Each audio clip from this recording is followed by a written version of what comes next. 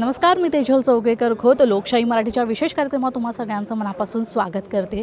Sony Marathi नेहमीच वेगवेगळ्या धाटणीचे कार्यक्रम प्रेक्षकांच्या भेटीला घेऊन येत असतं आणि असंच एक वेगळा अनोखा भक्तिमय कार्यक्रम प्रेक्षकांच्या भेटीला घेऊन येतो। तो म्हणजे महाराष्ट्राचा लाडका कीर्तनकार। कोण होणार महाराष्ट्राचा लाडका कीर्तनकार? आणि आता आपल्यासोबत आहेत हबप राधाताई सानप। ताई, मला तुम्हाला प्रश्न विचारायचा आहे की तुम्ही आता वारीचा प्रवास तर करताच, पण आता सोनी मराठीसोबत हा भक्तिमय प्रवास तुम्ही करणार आहात। अनेक कीर्तनकार इथे असणार आहेत, अनेक कीर्तनकार, प्रत्येक वयोमर्यादेचे कीर्तनकार इथे तुम्हाला लाभलेले आहेत आणि त्यांना तुम्ही मार्गदर्शन करणार आहात। ही संकल्पना आणि हा सगळं स्वरूप कसं असणार आहे?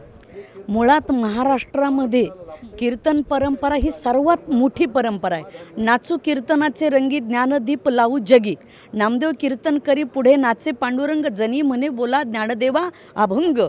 आणि कीर्तनाच्या माध्यमातून जगाला ज्ञान देण्याचं काम संत महात्मे करत असतात। अज्ञानाच्या अंधकाराकडून ज्ञानाकडं नेण्याचं, प्रकाशाकडं नेण्याचं काम हे कीर्तन करत असतं। म्हणून विचारामध्ये जर अलीकडं माणसं सुशिक्षित भरपूर झालेत, पण त्यांच्याकडं आध्यात्मिक विचाराचा वारसा जोपासण्यासाठी कोण होणार महाराष्ट्राचा लाडका कीर्तनकार?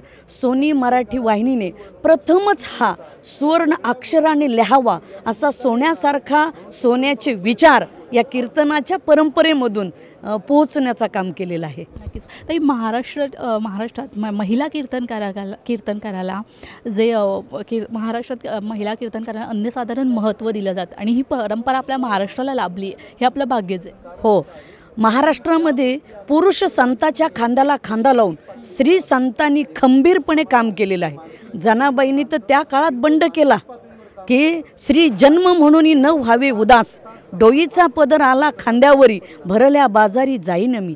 ज्ञानदेव, चांगदेव महाराज आणि सर्व ही संत महात्मे यांना जर मुक्ताबाईने ज्ञानेश्वर महाराजांची ताटीच उघडली नसते तर कदाचित ज्ञानेश्वरीचा जन्म झाला नसता।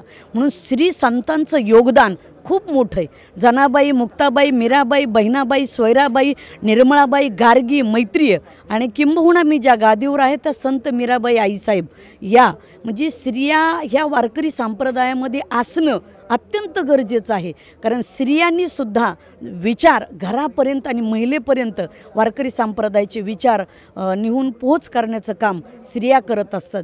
पुरुष कितीही कर्तबगार असू द्या, पण त्यांच्या पाठीमागं कर्तबगार जर स्त्री संत असेल तर नक्की विकास झाल्याशिवाय राहत नाही।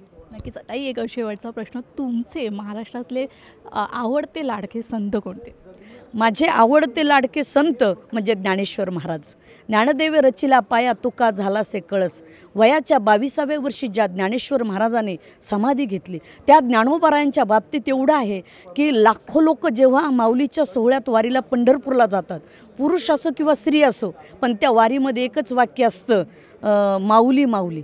ज्ञानेश्वर महाराजांनी आपल्याला मी सांगून जाईल, ब्राह्मण, क्षत्रिय, वैश्य आणि शूद्र 4 वर्ण, पण ज्ञानेश्वर महाराज पहिले संत असेत की 18 पगड जाती जमातीला आरक्षण देणारे संत जर कोणते असतील तर ज्ञानेश्वर महाराज आहेत। म्हणून माऊलीबद्दल आम्हाला अभिमान वाटतो की ज्ञानोबारायांमुळं आम्ही कीर्तनाला आम्हाला उभा राहता येतं।